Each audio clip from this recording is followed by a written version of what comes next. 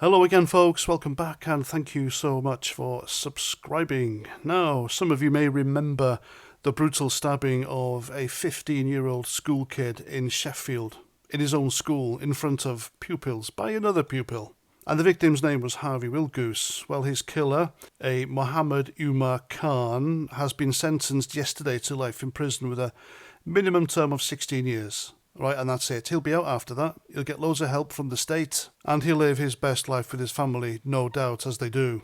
As for Harvey Wilgoose's family, well, sadly and unfortunately for them, they've got a life sentence. They'll have to live with this grief for the rest of their lives. Imagine being the poor lad's parents or sibling, and you've learned that his life has been taken by this scrote. What on earth are we importing, ladies and gents? What business do they have here to do this to people and ruin lives? But like I said, he'll be out after 16 years, maybe less, because the law in this country is an arse, especially the judges. Now, this guy's sentencing was on social media. I think it was on TikTok, and it was a female judge. Now, she droned on for about 20-25 minutes about his difficult upbringing. Poor him. Then she went on about his great attitude in custody. He's been a UNIS champion twice, whatever that is, and how he was provoked by his victim.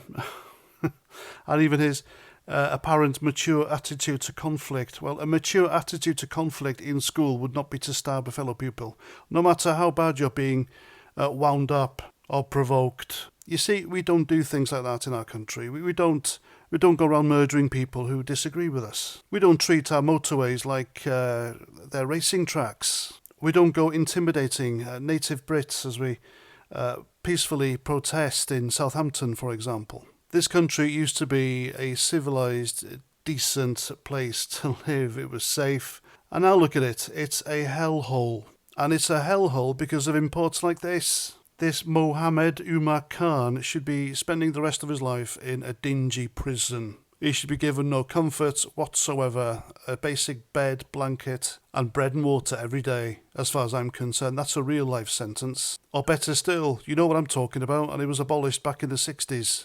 It would cost the taxpayer less for starters, plus I'm pretty sure Harvey Wilgoose's family will have closure, especially if they can witness it. But there we go, that's Britain in 2025, where politicians have made the victims criminals and the criminals victims. Hence Keir Starmer letting out thousands of violent criminals out of prisons in January next year. Yes, it's coming.